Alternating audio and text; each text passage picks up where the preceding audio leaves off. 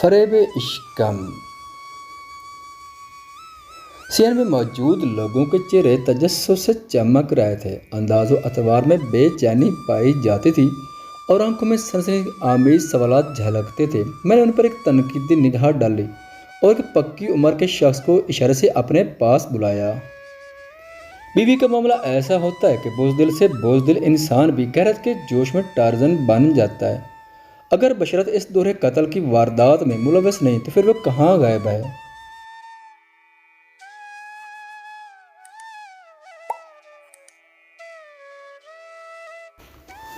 وہ دورے قتل کی ایک لرزہ خیز واردات تھی۔ اطلاع ملتی میں نے ایک کانسٹیبل کو ساتھ لیا اور جائے وقوع پر پہنچ گیا۔ مئی اختتام پر تھا۔ اس وقت شام کے 5 بج رہے تھے۔ دوپہر اگرچہ ڈھل چکی تھی لیکن موسم کی شدت کے باعث یوں ہی محسوس ہوتا تھا سورج سر پر ٹھہر گیا ہے۔ دورے قتل کی وہ واردات چودھری گھنی کے ڈیرے پر ہوئی تھی۔ چودھری گھنی کا تعلق موضع ٹبی سے تھا اور مذکورہ ڈیرہ گاؤں کے جنوب میں تا حد نگاہ پھیلے ہوئے کھیتوں کے درمیان واقع تھا۔ ان دنوں میں قصبہ نجیب آباد میں تعینات تھا۔ یہ قصبہ موضع ٹبی سے نزدیک ہی تھا۔ ہم ایک تانگے پر سوار ہو کر پہلے ٹبی آئے، پھر چودھری گھنی کے ساتھ اس کے ڈیرے پر پہنچ گئے۔ وہ ڈیرہ نیچی چھتوں والے 3 کمروں اور ایک کشادہ صحن پر مشتمل تھا۔ ایک کمرے میں مختلف زرعی آلات اور کچھ ناکارہ سامان بھرا ہوا تھا۔ دوسرا کمرہ ٹیوب ویل کے لیے مخصوص تھا، جبکہ تیسرے کمرے کی سیٹنگ سے اندازہ ہوتا تھا اسے بطور رہائش استعمال کیا جاتا تھا۔ کمرے میں ایک بڑی چارپائی کے علاوہ ایک چھوٹی میز اور 2 کرسیاں بھی موجود تھیں۔ دونوں مقتولین کی لاشیں مذکورہ چارپائی پر پڑی تھیں۔ لاشوں کو سفید چادر سے ڈھانپ دیا گیا جو ایک طرف سے خون آلود تھی۔ میں چارپائی کی طرف بڑھا تو چودھری گھنی اضطراری لہجے میں بولا، "ایک منٹ ملک صاحب۔" میں روک کر سوالیہ نظر سے چودھری کو دیکھنے لگا۔ اس ڈیرے پر نصف درجن سے زیادہ افراد جمع ہو گئے تھے اور مزید بھی آ رہے تھے۔ یہ ایسا واقعہ تھا جس نے گاؤں میں کھلبلی سی مچا دی تھی۔ چودھری نے وہاں موجود لوگوں کو کمرے سے باہر نکل جانے کا حکم دیا۔ فوراً اس کے حکم کی تعمیل کی گئی۔ پلک جھپکتے میں کمرہ خالی ہو گیا۔ صرف میں، چودھری اور کانسٹیبل ساجد اس کمرے میں رہ گئے۔ چودھری نے کانسٹیبل کی طرف اشارہ کرتے ہوئے کہا، "کاکا تم بھی تھوڑی دیر کے لیے باہر جاؤ۔" ساجد کی عمر 20 کے قریب تھی لیکن وہ اپنی صحت اور چہرے کی معصومیت کے باعث 14-15 سال کا لڑکا دکھائی دیتا تھا، اس لیے چودھری نے اسے کاکا میں نے بچہ کہہ کر مخاطب کیا تھا۔ ساجد نے متذبذب نظر سے میری طرف دیکھا، پھر میری نگاہ میں تائیدی تاثر کو پا کر وہ خاموشی کے ساتھ کمرے سے باہر چلا گیا۔ چودھری نے دروازے کے کواڑ پھیرے اور میری جانب مڑتے ہوئے بولا، "دراصل ان دونوں کی حالت ایسی نہیں کہ کمرے میں تماشا لگایا جائے۔" اس کا اشارہ چارپائی پر رکھی لاشوں کی سمت تھا۔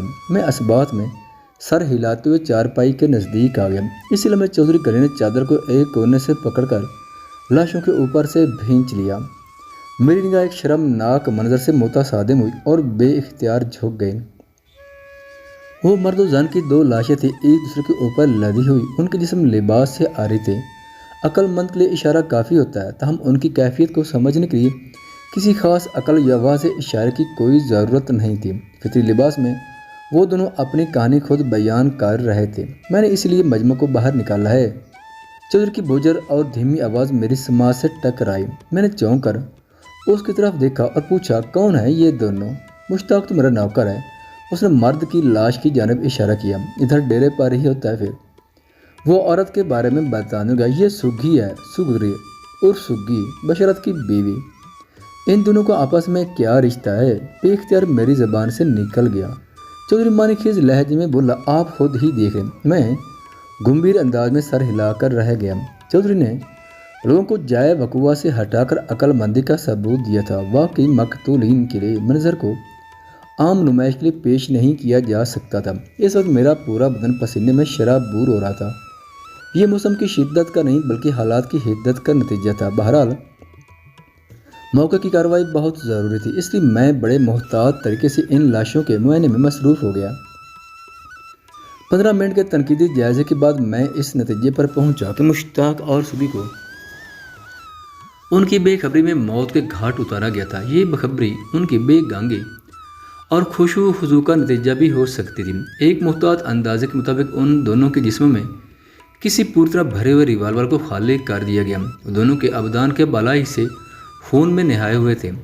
یہ واردات بادی نظر میں کسی شدید انتقامی کارروائی کا نتیجہ دکھائی دیتی تھی۔ سگی اور مشتاق کی خون چکاؤ لاشوں کو دیکھ کر مجھے دلی افسوس ہوا۔ سگی اگرچہ اب زندگی سے بہت دور جا چکی تھی، تاہم اس کے چہرے کا نقوش اسے غیر معمولی حسین زہر کرتے تھے۔ مشتاق بھی وجہ شکیل مرد تھا۔ میں نے ایک گہری سانس خارج کرتے ہوئے ان دونوں کی لاشوں کو دوبارہ سفید خون آلود چادر سے ڈھانک دیا۔ یہ کس کا کارنامہ ہو سکتا ہے؟ میں نے چودھری غنی کی طرف دیکھتے ہوئے پوچھا۔ وہ اپنی ایک ٹانگ کو دباتے ہوئے بولا، یہ تو آپ پتہ چلائیں گے جناب، آپ کا ذہن کیا کہتا ہے؟ میرا ذہن تو بشارت کی طرف جا رہا ہے، یعنی سگی کے شوہر کی طرف، میں نے ٹھہرے ہوئے لہجے میں کہا۔ وہ دوبارہ اپنی ٹانگ کو مسلتے ہوئے بولا، ایسی غیرت مندی کی کارروائی کوئی شوہر ہی کر سکتا ہے ملک صاحب۔ کیا بشارت سے اس بارے میں کوئی پوچھ گچھ کی گئی ہے؟ میں نے اس کی طرف بندہ دوڑایا تھا، چودھری نے بتایا، لیکن وہ گھر پر نہیں ملا۔ اس کا مطلب بشارت کو ابھی تک اس واقعہ کی اطلاع نہیں ملی۔ میں نے پرسوچ انداز میں کہا۔ چودھری بولا، ملک صاحب، اگر میرا ذہن صحیح خطوط پر سوچ رہا ہے تو پھر عین ممکن ہے بشارت خود ہی کہیں ادھر ادھر ہو گیا ہے۔ چودھری نے معنی خیز انداز میں بات مکمل کی تو مجھے یہ سمجھنے میں کوئی دشواری پیش نہ آئی کہ وہ بشارت کو شکی اور مشتاق کا قاتل سمجھ رہا تھا۔ میں نے اس کی آنکھوں میں دیکھتے ہوئے سوال کیا، چودھری صاحب، آپ اس واردات کے بارے میں کیا جانتے ہیں؟ کچھ زیادہ نہیں۔ اس کا ایک مرتبہ پھر دائیں ٹانگ کی طرف چلا گیا۔ میں نے پوچھا، کیا آپ کی ٹانگ کے ساتھ کوئی مسئلہ ہے؟ ہاں، پچھلے دنوں سے یہ مسئلہ شروع ہوا ہے، اس نے جواب دیا۔ حکیم اسے عرق النساء کہتے ہیں۔ پھر وہ بڑے بھونڈے انداز میں بولا، پتہ نہیں کس کم بخت کا عرق مجھے تکلیف پہنچانے اس ٹانگ میں آ بیٹھا ہے۔ بہرحال اس نے جملہ ادھورا چھوڑ کر خجالت امیر نظر سے مجھے دیکھا۔ میں نے اس کے عامیانہ بیان پر جب کوئی تبصرہ نہ کیا تو وہ اپنی بات کو آگے بڑھاتے ہوئے بیزاری سے بولا، میں تو ادھر اپنی حویلی میں آرام کر رہا تھا۔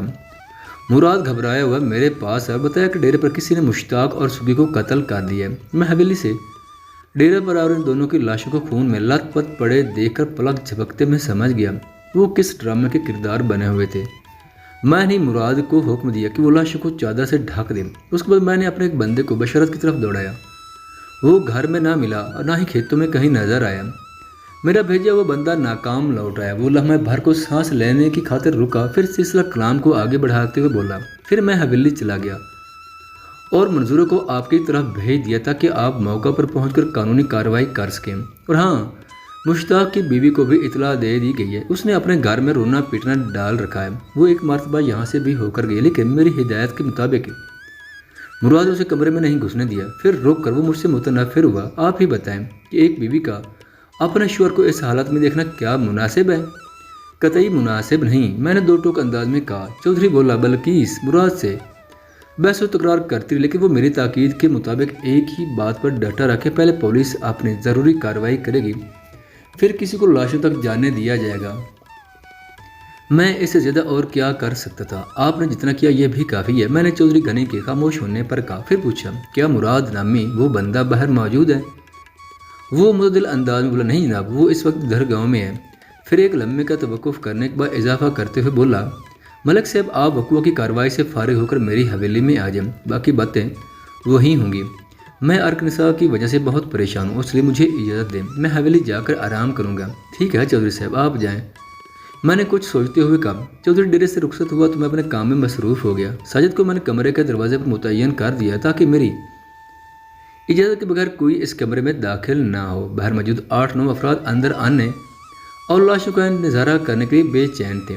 اس بے چینی کو میں بخوبی سمجھ رہا تھا، وہ اپنے فطری جن سے مجبور تھے۔ اس پر مستزاد واردات کی نوعیت تھی جو ان کے اشتیاق کو بڑھانے کا باعث تھی، تاہم میں نے انہیں ڈیرے کے صحن تک محدود کر دیا۔ لاشوں کا میں تفصیلی معائنہ کر چکا تھا، لہٰذا پہلی فرصت میں انہیں ضلعی ہسپتال پہنچانے کا فیصلہ کر لیا۔ مشتاق اور سگی کی لاشیں اگر جائے وقوع سے ہٹ جاتی تو وہاں موجود لوگوں کی بے چینی اور تجسس کو بھی قرار آ جاتا، وہ صبر کر کے بیٹھ جاتے۔ سرکاری ہسپتال کے آپریشن تھیٹر تک ان کی رسائی ممکن نہیں تھی، جو شاید رسائی میں نہ ہو اس پر صبر آ ہی جاتا ہے۔ میں نے کانسٹیبل ساجد کو بھی لاشوں کے ساتھ ہی ہسپتال بھیج دیا۔ ساجد ایک ذہین اور معاملہ فہم اہلکار تھا، اس کی پولیس سروس کا عرصہ چند سال پر محیط تھا، لیکن مجھے اس سے بڑی امیدیں تھیں۔ مجھے یقین تھا وہ آگے جا کر بہت ترقی کرے گا۔ برسبیل تذکرہ بعد میں ساجد تھانہ انچارج بننے میں کامیاب ہو گیا تھا۔ میں اس کمرے کا تفصیلی جائزہ لینے لگا۔ وہ 12 × 15 فٹ کا ایک عام سا نیچی چھت والا کمرہ تھا جس میں دروازے کے علاوہ 2 پٹ والی ایک کھڑکی بھی موجود تھی۔ مذکورہ کھڑکی کمرے کی اوپری جانب کھولتی تھی۔ میں نے کھڑکی کے پٹ کھول کر باہر کا جائزہ لیا۔ کمرے کی اوپری سمت دور دور تک کھیتوں کا سلسلہ نظر آتا تھا۔ ڈیرے سے چند گز کے فاصلے پر ایک نہر گزرتی تھی جو بل کھاتی ہوئی شمال کی سمت چلی جاتی تھی۔ میں چند لمحات تک وہ قدرتی اور فطری منظر دیکھتا رہا، پھر کھڑکی کو بند کر دیا۔ مذکورہ کھڑکی کا سائز 3 × 5 فٹ رہا ہوگا اور اس میں کسی قسم کی آنی سلاخیں یا جالی وغیرہ نصب نہیں تھی۔ اس کمرے کے مزید جائزے میں مجھے صرف 10 منٹ لگے۔ جس چارپائی سے مشتاق اور صبح کی لاشیں اٹھائی گئی تھیں اس پر کوئی بستر وغیرہ نہیں بچھا ہوا تھا، لہٰذا وہ چارپائی بھی جا بجا خون آلود ہو چکی تھی۔ حتیٰ کہ کمرے کا کچا فرش بھی چارپائی کے نیچے خون آلود تھا، تاہم وہاں گرنے والا خون جم کر خشک ہو گیا۔ آلہ قتل کا کہیں نام و نشان نہ ملا۔ اس کمرے سے اور بھی کوئی ایسی چیز دستیاب نہ ہوئی جو اس واردات پر روشنی ڈال سکتی۔ میں اس کمرے میں ضروری کارروائی کے بعد باہر نکل آیا اور دروازے کو بند کر کے کنڈی لگانے کے بعد دوسرے کمروں کی جانب بڑھ گیا۔ صحن میں موجود لوگوں کے چہرے تجسس سے چمک رہے تھے، انداز و اعتبار میں بے چینی پائی جاتی تھی اور آنکھوں میں سنسنی آمیز سوالات جھلکتے تھے۔ میں نے ان پر ایک تنقیدی نگاہ ڈالی اور ایک پکی عمر کے شخص کو اشارے سے اپنے پاس بلایا۔ وہ مجھے ایک سمجھدار اور بردبار آدمی لگا تھا اور اسی معقولیت کے باعث میں نے اس کا انتخاب بھی کیا۔ مذکورہ شخص مکنکی انداز سے میرے قریب پہنچا اور بعد اب با ملازہ ہوشیار کھڑا ہو گیا۔ میں نے اس کی طرف دیکھتے ہوئے پوچھا، چاچا تمہارا نام کیا ہے؟ جی رحمت علی، اس نے جواب دیا۔ رحمت علی، تم پر اللہ کی رحمت ہو، میں نے کہا۔ پھر پوچھا، کیا تم بھی موضوع ٹی بی ہی میں رہتے ہو؟ میں نے اپنی آواز کو حتی الامکان دھیما رکھا۔ جی سرکار۔ اس نے اپنی آنکھوں کو اثباتی جنبش دی۔ کرتے کیا ہو؟ میں نے استفسار کیا۔ اولاد جوان ہو گئی ہے، اب وہی سب کچھ کرتے ہیں۔ وہ ٹھہرے ہوئے لہجے میں بولا، میرے بیٹے کیسے ہیں؟ ابا آرام کرو اور خوب گھومو پھرو، کام ہم کریں گے۔ خوش قسمت ہو چاچا رحمت، میں نے فاتح جذبات سے لبریز لہجے میں کہا۔ ایسی فرما بردار اور صالح اولاد تو کسی کسی کے نصیب میں آتی ہے، بس یہ اللہ کا کرم ہے۔ وہ سادگی سے بولا۔ بزرگوں نے اولاد کے سلسلے میں ایک ہی ٹوٹکا بتایا تھا، اس ٹوٹکے پر عمل کیا ہے اور نتیجہ 100% پایا۔ چاچا وہ ٹوٹکا مجھے بھی بتا دو، میں نے کہا۔ کیا آپ بھی بچوں والے ہیں؟ اس نے گہری سنجیدگی سے پوچھا۔ میں نے نفی میں گردن ہلا دی۔ شادی تو ہو گئی ہے نا؟ اس زمانے میں میں گھر شادی شدہ تھا، چنانچہ میں نے رحمت علی کے جواب میں ایک مرتبہ پھر نفی میں گردن ہلانے پر اکتفا کیا اور کہا، شادی نہیں ہوئی تو ہو بھی جائے گی اور شادی کے بعد ظاہر ہے بچے بھی ہوں گے، لہذا تم مجھے وہ مفید ٹوٹکا بتا ہی دو، اگر سمجھ میں آ گیا تو نیک اور صالح اولاد پیدا کرنے کے لیے اس پر عمل بھی کروں گا۔ وہ ٹوٹکا اتنا سادہ اور آسان ہے کہ سب کی سمجھ میں نہیں آتا۔ وہ عجیب سے لہجے میں بولا۔ مجھے یوں محسوس ہوا جس کی اس کی آواز میلوں دور سے آ رہی ہو اور اب کے سامنے زبان کھولتے مجھے ڈر بھی لگ رہا ہے۔ رحمت علی بہت گہرا شخص تھا، ہمیں دھیمے لہجے میں باتیں کرتے دیکھ کر وہاں موجود دیگر افراد بڑی بے کلی کا شکار نظر آتے تھے۔ جیسا میں نے اس مشکل کا حل نکالتے ہوئے رحمت علی سے کہا، چاچا رحمت تم میرے ساتھ آؤ۔ پھر میں نے دوسرے کمرے کی سمت قدم بڑھا دیے۔ رحمت بھی میری تقلید کرتے ہوئے اس کمرے کے اندر پہنچ گیا۔ اس کمرے میں مختلف نوعیت اور استعمال کے زرعی آلات کے علاوہ نقارہ سامان بھرا ہوا تھا۔ میں نے کمرے کا معائنہ اور اعلیٰ قتل کی تلاش جاری رکھتے ہوئے رحمت علی سے پوچھا، چاچا بڑی عجیب بات کی ہے تم نے، جب وہ ٹوٹکا اتنا سادہ ہے تو پھر لوگوں کی سمجھ میں کیوں نہیں آتا؟ پھر اضافہ کرتے ہوئے کہا، اور سب سے پہلے تم مجھے یہ بتاؤ گے کہ میرے سامنے زبان کھولتے ہوئے تم خوفزدہ کیوں ہو؟ میرے دوستانہ رویے نے اس کی ہمت بندھائی اور وہ ہچکچاہٹ آمیز لہجے میں بولا، وہ دراصل آپ پولیس والے ہیں نا؟ پولیس والا ہوں تو میں پوری طرح اس کی طرف متوجہ ہو گیا۔ میں نے سنا ہے پولیس والوں کو اوپر کی بہت آمدنی ہوتی ہے، اللہ کا شکر ہے میرے ساتھ ایسا کوئی معاملہ نہیں۔ اس نے حیرت اور بے یقینی سے مجھے دیکھا۔ میں بالکل ٹھیک کہہ رہا ہوں چاچا، تو پھر مجھے نہیں ڈرنا چاہیے۔ ہاں بولو۔ رحمت علی نے گہری سانس لیتے ہوئے کہا، میرے بزرگوں نے نصیحت کی تھی کہ بیوی اور بچوں کو ہمیشہ رزق حلال کھلانا، میں نے تو ساری زندگی اسی سادہ سے ٹوٹکے پر عمل کیا ہے اور اللہ کا شکر ہے بڑھاپا بڑے آرام و سکون سے گزر رہا ہے۔ میں نے بے ساختہ کہا، تمہارا بڑھاپا اور تمہاری اولاد کی جوانی؟ رحمت علی نے آفاقی حقیقت بیان کی تھی جس سے انکار کرنے والا معقولیت کے دائرے سے باہر کھڑا نظر آتا ہے۔ میں خود ذاتی طور پر اس حقیقت کے عملی تجربے سے گزرا ہوں اور اللہ تعالیٰ کا لاکھ لاکھ کرم ہے کہ اس وقت نانا اور دادا جیسے ٹائٹل سنبھالے بیٹھے، مگر مجال ہے مجھے اولاد کی طرف سے اور ان کی اولاد کی طرف سے کسی پریشانی کا سامنا ہو، اس بات میں کسی شک و شبے کی گنجائش پیدا نہیں کی جا سکتی کہ حصول رزق حلال عین عبادت ہے۔ میری تلاش اور جستجو دوسرے سے تیسرے کمرے میں پہنچی، مگر وہاں بھی مجھے کوئی کامیابی نہ مل سکی۔ مذکورہ کمرے میں ٹیوب ویل کے انجن، تیل والے ڈرم اور انجن کے مختلف پرزے جات کے علاوہ کچھ بھی نہیں تھا۔ ہم پوری تیاری کے بعد تھانہ سے روانہ ہوئے تھے۔ میرے دستی تھیلے میں ہاتھ کڑی اور دیگر ضروری اشیاء کے علاوہ ایک سرکاری تالا بھی موجود تھا۔ میں نے اس کمرے پر سرکاری تالا ڈال جہاں سے مقتولین مشتاق اور سگی کی ناقابل تبصرہ لاشیں ملی تھیں۔ اس سرکاری مہر کے بعد کوئی اس دروازے کو کھولنے کی جسارت نہیں کر سکتا تھا۔ اس کام سے فارغ ہونے کے بعد میں نے موقع پر موجود افراد سے پوچھ تاچھ کی، لیکن کام کی کوئی بات سامنے نہ آ سکی۔ رحمت علی کو میں نے آخر کے لیے رکھا تھا۔ ڈیرے پر ضروری کارروائی مکمل کرنے کے بعد میں رحمت علی کے ساتھ موضع ٹبی کی طرف چل پڑا۔ وہ ڈیرہ گاؤں سے بمشکل 10 منٹ کے پیدل فاصلے پر تھا۔ ڈیرے سے گاؤں کی طرف جاتے ہوئے میں نے رحمت علی سے درجن بھر اہم سوال کیے، جن کے اس نے تسلی بخش جواب دیے۔ اس سے میری معلومات میں گراں قدر اضافہ ہوا۔ میں آگے چل کر یہ انکشاف مناسب موقع پر کرتا جاؤں گا۔ آپ اسے کہانی نویسی کا تقاضا سمجھ لیں۔ چودھری غنی نے مجھ سے کہا تھا کہ جائے واردات سے فارغ ہونے کے بعد میں سیدھا حویلی میں آؤں، لیکن میں نے پہلے بشارت کی خبر گیری ضروری سمجھی۔ چودھری ہی کی زبانی مجھے معلوم ہو چکا تھا کہ بشارت گھر میں موجود تھا اور نہ ہی کھیتوں میں کہیں دکھائی دیا تھا۔ بہرحال پوچھتے پاچھتے میں بشارت کے گھر تک پہنچ گیا۔ بشارت کا گھر لگ بھگ گاؤں کے وسط میں واقع تھا اور اس کے دروازے پر پہنچتے مجھے اندازہ ہو گیا کہ اندر بہت سے لوگ موجود ہیں۔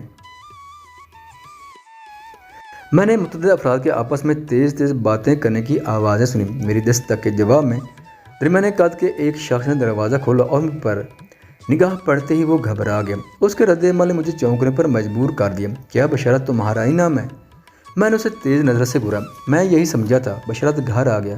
مجھے دیکھ کر اس کے چہرے پر نمودار ہونے والی گھبراہٹ بھی اس جانب اشارہ کرتی تھی۔ اس شخص نے میرے سوال کا جواب دیتے ہوئے بتایا، میں فرمان ہوں جی، بشارت کا سانڈو، بشارت کو باہر بھیجو۔ میں نے فرمان سے کہا، کیا وہ گھر میں آئے؟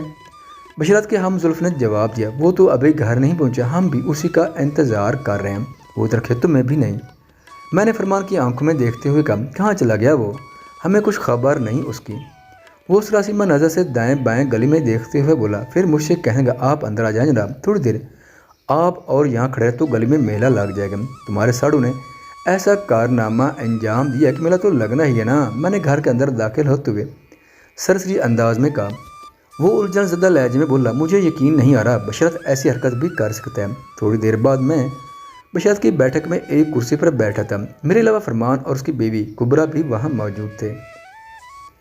اپنے 3 بچوں کو انہوں نے گھر کے اندرونی حصے تک محدود کر دیا۔ میری آمد سے قبل اس گھر کے اندر جو پاس پڑوس والے جمع تھے، فرمان نے انہیں رخصت کر دیا۔ میرا نام ملک صفدہ حیات ہے۔ میں نے ٹھہرے ہوئے لہجے میں اپنا تعارف کرایا۔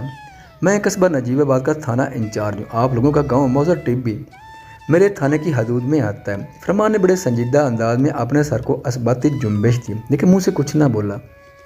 مگر اس کی بیوی کبرا خاموش نہ رہ سکی۔ وہ احتجاجی لہجے میں مجھ سے مستفسر ہوئی۔ اس کی آواز میں گہرا دکھ رچا بسا تھا۔ تھانہ دار صاحب، آپ نے قانونی کارروائی میں اتنی جلدی کیوں کی؟ کم از کم بشارت کے آنے کا انتظار تو کر لیتے۔ لاشیں تو بعد میں بھی ہسپتال بھجوائی جا سکتی تھی۔ میں تو اپنی بہن کا منہ بھی نہ دیکھ سکی، وہ روانسی ہوگی۔ بے وقوفی کی باتیں نہ کر کبرا۔ فرمان نے بڑے نرم انداز سے اسے سرزنش کی۔ کوئی شرم حیا ہے کہ نہیں؟ اس حالت میں تم سگی کا منہ دیکھ کر کیا کرتی؟ ان کی باتوں سے مجھے انداز ہوا کہ وہ حالات کی نزاکت سے پوری طرح آگاہ تھے۔ میں کبرا کے دکھ کو سمجھ رہا تھا، کچھ بھی تھا۔ بہرحال سگری اور سگی اس کی چھوٹی بہن تھی جو اب اس دنیا میں باقی نہیں رہی تھی۔ یہ ایسا واقعہ ہے کہ مقتولین کی لاشوں کو زیادہ دیر تک جائے واردات پر رکھا تماشا نہیں بنایا جا سکتا، میں نے سمجھانے والے انداز میں کہا۔ اوپر سے شدید گرمی کا موسم بھی اس بات کی اجازت نہیں دیتا۔ بہرحال میں نے جملہ ادھورا چھوڑ کر کبرا کی طرف دیکھا اور تسلی آمیز لہجے میں کہا، فکر نہ کرو، پوسٹ مارٹم کے بعد مقتولین کی لاشیں ان کے ورثاء کے حوالے کر دی جائیں گی۔ پھر تدفین سے پہلے تم جی بھر کر اپنی بہن کا منہ دیکھ لینا۔ تھانے دار صاحب، ہم ادھر چودھری کو ڈیرے پر بھی گئے تھے، کبرا بھرائی ہوئی آواز میں بولی، لیکن اس مراد نے ہمیں کمرے کے اندر نہیں جانے دیا۔ خدا کا غضب ہے، میری چھوٹی بہن قتل ہو گئی، مجھے اس کی لاش تک جانے سے روکا جا رہا ہے۔ تمہارا دماغ خراب ہو گیا کبرا؟ फरमान ने कदर सख्त लहजे में कहा, हालात को समझने की कोशिश करो, तुम इस वक्त बहुत जज्बाती हो रही हो। सुग्गी ने तो हमारी नाक कटवा दिया है, शोर शराबा मचाकर तुम बाकी कसर पूरी करना चाहती हो। फरमान की आखिरी जुमला तलखी से भरा हुआ था। वो अपनी बातों से मुझे एक माकूल और समझदार आदमी लगा। हालात की नज़ाकत को उसने बड़ी गहराई से महसूस कर लिया था, इसलिए एक एक जुमला नाप तोल कर अदा कर रहा था। मैंने कुबरा की तशफ़ी की खातिर ठहरे हुए लहजे में कहा, बीबी मैं कोई तुम लोगों का दुश्मन नहीं हूँ। मुराद को चौधरी गनी ही ने वहाँ मुतय्यन किया था। मकतूल मुश्ताक की बीवी बल्कीस भी अपने शौहर का मुंह देखने वहाँ पहुँची, लेकिन आप लोगों की तरह मुराद ने बल्कीस को भी कमरे के अंदर कदम नहीं रखने दिया। फिर मैंने फरमान की जानिब इशारा करते हुए कहा, तुम्हारा शौहर अक्लमंद है, ये बिल्कुल ठीक कह रहा है। तुम जज्बात में बहने के बजाय हालात को समझने की कोशिश करो। ये जो कुछ भी हुआ है इसमें सबसे ज़्यादा बदनामी आप ही लोगों की है। पता नहीं मेरी बात उसकी अक्ल में बैठी कि नहीं। बहरहाल वो खामोश होकर गाहे गाहे नफ़ी में सर हिलाने लगी। फरमान मेरी जनाब मुतवज्जा होते हुए बोला, मलिक साहब आपकी बातों से मैंने महसूस किया कि आप इस दौर कत्ल के सिलसिले में बशरत पर शक कर रहे हैं। क्या मैं बशरत पर शक करने में हक बजानिब नहीं हूँ? मैंने उसकी बात का जवाब देने के बजाय उल्टा सवाल कर दिया तो वो जुस बुस होकर रह गया। खुजलत अमेज़ अंदाज में बोला, मेरा मतलब है बशरत इतना बहादुर नहीं है। मैंने वाज़ेह तौर पर महसूस किया कि वो बहादुर के बजाय लफ्ज़ गैरतमंद इस्तेमाल करना चाहता था, लेकिन कुबरा की मौजूदगी के सबब उसने जुमले में रद्द बदल कर दिया।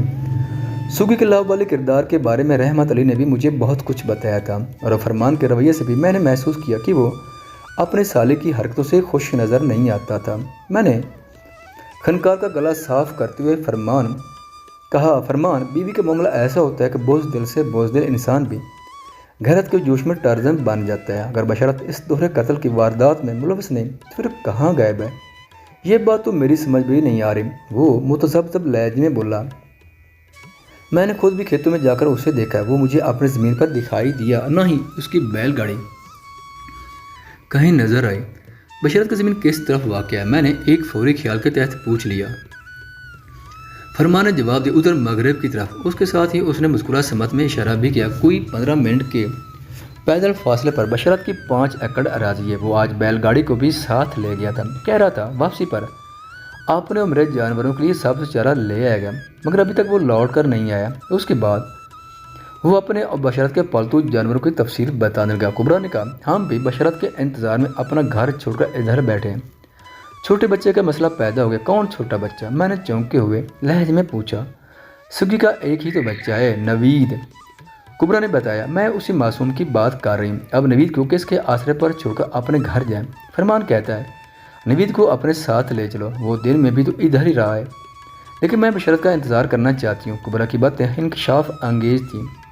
मैंने बशरत के बेटे नवीद के सिलसिले में कुरीद कर उससे सवाल की तो मज़ीद हक़ाइक़ निकल कर सामने आ गए। कुबरा ने मेरे इस तफसरात के जवाब में बताया कि आज दोपहर को जब सुगी बशरत के लिए खाना लेकर खेतों की तरफ जाने लगी तो उसने नन्हे नवीद को उसके घर छोड़ दिया। नवीद की उम्र कमोबेश 5 साल थी और वो अपनी खाला के घर में खुशी खुशी रह जाता था। कुबरा का घर इस गली में 2 घर छोड़कर वाक़या था। कुबरा के 3 बच्चे थे जिनकी उम्रें बिल तरतीब 10, 8 और 5 साल थी। इस्माइल और अरसलान बड़े थे, जबकि राबिया नवीद की हम उम्र थी। नवीद उसके साथ ज़्यादा घुल मिलकर खेलता था। मैंने कुबरा से पूछा, सुगी कितने बच्चे नवीद को तुम्हारे पास छोड़कर गई थी? सुगी कितने बजे नवीद को तुम्हारे पास छोड़कर गई थी? मेरा ख्याल है इस वक्त 12:30 बजे थे। उसने बताया। उसने जाते वक्त कोई ख़ास बात की थी? मैंने पूछा। नहीं।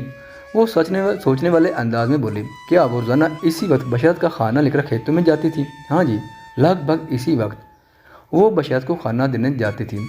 उसके लहजे में तज़ब्ज़ुब झलकने लगा और उधर जाते हुए वो नवीद को हमारे घर ही में छोड़ती थी। क्या बात है कुबरा? मैंने उस कचेरे के तसुरात से उसकी अंदरूनी बेचैनी को भांप लिया। तो मुझे उलझी हुई नज़र आ रही है, कोई परेशानी हो तो मुझे बताओ। वो जी, मैं एक बात बताना भूल गई। वो किशमिश सी कैफियत में बोली, पता नहीं इसकी कोई अहमियत भी है या नहीं। अहम और गैर अहम का फैसला मैं खुद कर लूँगा। मैंने जल्दी से कहा, तुम बताओ बात क्या है? उसने बताया, सुगी ने खेतों की तरफ जाते हुए मुझे बताया था कि आज उसे वापसी में देर हो जाएगी। उसकी आवाज़ भर्रा गई। मुझे क्या पता था। वो गुलूगीर अंदाज में बोली कि सुगी को इतनी देर हो जाएगी कि वो फिर कभी वापस नहीं लौट सकेगी। बात ख़त्म करते ही वो दुपट्टे के पल्लू से अपने आंसू पूछने लगी। मेरे सवाल का जवाब देते हुए उसकी आंखें डुबा गई थीं। میں اس کی جذباتی کیفیت کو سمجھ رہا تھا۔ چھوٹی بہن کی شرمناک موت نے اسے اندر سے توڑ کر رکھ دیا، لیکن قانون کے تقاضے پورے کرنا بھی ضروری تھا، لہذا میں نے 2 منٹ کے توقف کے بعد قرید اور پوچھ تاچھ کا سلسلہ دوبارہ شروع کیا۔ کبرا بی بی، سگی نے اپنے دیر سے واپس آنے کی کوئی وجہ بھی تو تمہیں بتائی ہوگی؟ جی۔ اس نے اس بات میں سر ہلایا اور غمناک لہجے میں بولی۔ اس نے کہا تھا بشارت کو کھانا کھلانے کے بعد وہ چودھریوں کی حویلی جائے گی۔ میں سیدھا ہو کر بیٹھ گیا اور پوچھا وہ چودھریوں کی حویلی کیوں جانا چاہتی تھی؟ چودھری غنی نے اسے کسی کام سے بلایا تھا، اس نے بتایا۔ میں نے پوچھا کس کام سے؟ یہ تو اس نے مجھے نہیں بتایا، وہ شکست خوردہ لہجے میں بولی۔ اور سچی بات تو یہ ہے کہ میں نے زیادہ پوچھا بھی نہیں۔ چودھری غنی صاحب تو اس پنڈ کے مالک و مختار ہیں، وہ کسی کو بھی اپنی حویلی میں طلب کر سکتے ہیں۔ اگرچہ کبرا نے چودھری غنی کے بلاوے کے بارے میں مجھے بہت سادگی سے بتایا تھا، لیکن میرے ذہن میں ایک عجب سا ٹھنکا آ بیٹھا تھا۔ میں یہ سوچنے پر مجبور ہو رہا تھا کہ کہیں نہ کہیں کوئی گڑبڑ ضرور ہے۔ تھوڑی دیر پہلے جائب کنواں پر چودھری غنی سے میری بات ہو چکی تھی اور میں نے اس سے سگی اور مشتاق کے بارے میں کئی سوالات کیے تھے۔ اگر چودھری غنی نے آج دوپہر میں سگی کو اپنی حویلی میں بلایا تھا تو اس کا تذکرہ ضرور کرتا، اور اگر چودھری نے دانستہ اس پہلو کی پردہ پوشی کی تھی تو پھر میرے اندیشوں کی دیوار کی قامت میں اضافہ ممکن تھا۔ یہاں سے فارغ ہونے کے بعد مجھے چودھری کی حویلی کی طرف ہی جانا تھا۔ چودھری سے گفتگو کا مواد حاصل کرنے کے لیے میں پوری طرح کبرا کی جانب متوجہ ہو گیا۔ سگی تک یہ اطلاع کس نے پہنچائی کہ چودھری غنی نے اسے حویلی پر بلایا؟ میں نے پوچھا۔ ماسی مختارہ آئی تھی سگی کو بتانے، اس نے جواب دیا۔ یہ ماسی مختارہ کون ہے اور کہاں رہتی ہے؟ ماسی مختارہ چودھری غنی کی نوکرانی ہے، کبرا نے جواب دیا۔ وہ ادھر حویلی ہی میں رہتی ہے۔ میں نے ماسی مختارہ کے نام پر دائرہ لگا کر اسے اپنے ذہن میں محفوظ کر لیا۔ اس سے پہلے 3 اور نام بھی دائروں میں بند میرے ذہن میں محفوظ ہو چکے تھے، اور وہ نام تھے چودھری غنی، بشارت اور مراد۔ میرے خیال میں ان 4 افراد سے پوچھ گچھ کافی نتیجہ خیز ثابت ہو سکتی تھی۔ مزید چند سوالات کے بعد میں نے کبرا اور اس کشور کو فارغ کر دیا۔ میں نے ان دونوں سے مشتاق کے بارے میں بھی گھما پھرا کر کئی سوالات کیے، انہوں نے جواب میں کھلم کھلا اس کی مخالفت نہیں کی۔ بشارت کے گھر سے نکلنے کے بعد میں نے آس پڑوس کے 3-4 افراد سے بھی مختصر گفتگو کی۔ اس دوہرے قتل کے ذمہ دار پر کوئی روشنی نہیں ڈال سکا، تاہم ڈھکے چھپے الفاظ میں انہوں نے سگی کی غیر نصابی سرگرمی کو جو نقشہ کھینچا وہ رحمت علی سے حاصل ہونے والی معلومات کی تائید کرتا تھا۔ سگی تسلی بخش کردار کی مالک نہیں سمجھی جاتی تھی۔ میں چودھری غنی کی حویلی کی طرف جانے لگا تو کبرا کا شوخ فرمان بھی میرے ساتھ ہو لی۔ اس وقت ایک گورا چٹا معصوم سا بچہ دروازے میں نمودار ہوا اور فرمان کی طرف دیکھتے ہوئے بولا، خالو میری اماں اور ابا کب آئیں گے؟ مجھے یہ سمجھنے میں ذرا بھی دقت محسوس نہ ہوئی کہ وہ بشارت کا بیٹا نوید تھا۔ میں نے اس بچے کی عمر کا اندازہ 5 اور 6 سال کے درمیان قائم کیا۔ اس کے مختصر اور سادہ سے سوال میں دنیا جہاں کی تشویش رچی بسی تھی۔ اس معصوم صورت کو دیکھ کر میرا دل کٹنے لگا۔ اس نے اپنی ماں اور باپ کے بارے میں بڑی چاہت سے استفسار کیا تھا۔ اس کے ننھے سے ذہن اور نازک سے دل کو کیا معلوم کہ اس کی ماں اب بھی واپس نہیں آئے گی، اور باپ اگر اس واردات میں ملوث ہے تو پتہ نہیں وہ کتنے شب و روز جیل کی سنگ لاکھ اور بے رحم دیواروں کے پیچھے گزارے گا۔ ماں باپ کے افعال و اعمال میں ننھے نوید کا کوئی حصہ نہیں تھا، مگر اس افعال و اعمال کے نتائج سے وہ محفوظ نہیں رہ سکتا تھا۔ اس نوعیت کے معاملات میں قدرت کی مصلحتوں کو سمجھنا بہت دشوار ہو جاتا ہے۔ اگر ایمان میں کوئی بھی یا کمزوری موجود ہو تو ایسے مواقع پر انسان کو گمراہ ہوتے ہوئے ایک لمحہ نہیں لگتا۔ میں بے اختیار آگے بڑھا اور نوید کے سر پر ہاتھ پھیرتے ہوئے کہا، بیٹا ہم تمہارے ابا اور اماں کو ڈھونڈنے جا رہے ہیں، تم اندر جا کر اپنی خالہ کے بچوں کے ساتھ کھیلو۔ میں اس موقع پر اس سے زیادہ اسے اور کیا تسلی دے سکتا تھا۔ اس نے سر تپا میرے سراپا پر ایک گہری نظر ڈالی اور بڑی سنجیدگی سے پوچھنے لگا، اماں ابا کہاں گم ہو گئے ہیں؟ ہم پتہ چلانے کی کوشش کریں۔ میں نے گول مول انداز میں کہا، آپ پولیس ہیں؟ اس کی بلند آنکھیں مجھ پر ٹیک گئیں۔ اس کے سوال سے مجھے اندازہ ہوا کہ گھر کے اندر میری آمد کے بعد پولیس کا تذکرہ ضرور ہوا ہوگا۔ میں نے ایک مرتبہ پھر نوید کے سر پر شفقت بھرا ہاتھ پھیرا اور اس کے سوال کے جواب میں اسی کے انداز کا، جی بیٹا میں پولیس ہوں، مجھے تو آپ سے بالکل ڈر نہیں لگ رہا۔ وہ عجیب سے لہجے میں بولا، آپ تو بہت اچھے ہیں، لوگ پولیس سے کیوں ڈرتے ہیں؟ میں نے کہا، لوگ پاگل ہیں۔ اس سے پہلے کہ نوید مجھ سے معصومیت بھرا کوئی اور سوال کرتا، فرمان نے اسے آنکھیں دکھائیں اور قدرت سخت لہجے میں کہا، نوید تم سے کہا ہے نا اندر جاؤ، لوگ پاگل ہیں، لوگ پاگل ہیں۔ وہ طالب جا کر میرے کہے ہوئے جملے کو دہراتے ہوئے گھر کے اندر غائب ہو گیا۔ جس کی ایک گہری دردی اور بچگانہ حرکات تھی، لیکن غور و فکر کرنے والا ذہن اسے معاشرے پر ایک گہرے تن سے تعبیر کر سکتا تھا۔ بچپن کتنا بے فکر ہوتا ہے، نوید کا معصوم ذہن اس حقیقت کا ادراک نہیں کر سکتا تھا کہ حالات کی ایک شفاف کروٹ نے اس کے نازک اور گوداز قدموں کے سامنے کون سی پرخار راہ بچھا دی ہے۔ فرمان میرے ساتھ چودھری گھنی کی حویلی تک آیا۔ میں نے رخصت کرتے وقت اسے ہدایت کی، تم بشرت کے گھر ہی میں رہنا، اور جیسے وہ واپس آئے فوراً مجھے مطلع کرنا۔ میں ادھر چودھری کی حویلی ہی میں بیٹھا ہوں۔ ٹھیک ہے سرکار، میں آپ کے حکم کی تعمیل کروں گا۔ اور نوید کا بہت زیادہ خیال کر، میں نے تاکیدی انداز میں کہا، وہ بہت معصوم اور پیارا بچہ ہے۔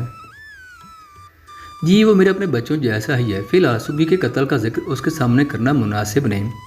میں نے ٹھہرے ہوئے لہجے میں کہا، اس سلسلے میں تم اپنی بیوی کو بھی اچھی طرح سمجھا دینا، آپ فکر نہ کریں جناب۔ وہ پروسوگ انداز میں بولا، ادھر کے معاملات کو میں سنبھالوں گا۔ میں مطمئن ہو گیا۔ چودھری گھنی نے بڑے تفاق سے میرا استقبال کیا اور مجھے ایک سجے سجائے ڈرائنگ روم میں لا بٹھایا۔ گاؤں دیہات میں ڈرائنگ روم کو بیٹھک کہا جاتا ہے۔ چودھری گھنی کی بیٹھک آرائش اور سجاوٹ کے اعتبار سے ایسی عالی شان تھی کہ اسے دیکھ کر اندازہ ہوتا تھا چودھری گھنی واقعی وہاں کا مالک مختار ہے۔ آپ کی ٹانگ کا اب کیا حال ہے چودھری صاحب؟ میں نے دریافت کیا۔ اس نے اپنے دائیں ٹانگ پر اس طرح ہاتھ پھیرا جیسے میرے یاد دلانے سے اسے یاد آیا ہو کہ اس کی ٹانگ، مذکورہ ٹانگ کسی مرض میں مبتلا ہے۔ تھوڑا آرام ہے، اس نے سرسری انداز میں کہا۔ پھر مجھ سے پوچھا، آپ بتائیں بندہ قابو آیا ہے کہ نہیں؟ کون سا بندہ چودھری صاحب؟ میں نے بے سختہ پوچھا۔ ملک جی، میں بشارت کی بات کر رہا ہوں۔ وہ اچھا، وہ، میں نے چونکے ہوئے لہجے میں کہا۔ پھر بتایا، ابھی تک تو واپس نہیں ہے، ویسے میں نے ایسا بندوبست کر دیا کہ وہ جیسے ہی گاؤں میں قدم رکھے گا مجھے اس کی خبر ہو جائے گی۔ چودھری میرے بندوبست کے بارے میں کوئی سوال نہیں کیا اور معنی خیز انداز میں سر ہلاتے ہوئے بولا، ہاں ملک صاحب، پولیس کا مخبری کا نظام بڑا تیز سے کام کرتا ہے۔ میں نے بھی اس کے بیان کردہ مخبری کے نظام پر کوئی تبصرہ نہیں کیا اور پوچھ لیا، وہ آپ کا ملازم مراد کہاں ملے گا؟ مجھے اس سے چند باتیں پوچھنا ہے۔ مراد تھوڑی دیر پہلے تو حویلی سے گیا ہے، کہاں گیا ہے؟ میں نے پوچھا۔ ادھر ڈیرے پر۔ یہ عجیب اتفاق ہے چودھری صاحب، میں نے چودھری گھنی کی آنکھوں میں دیکھتے ہوئے کہا۔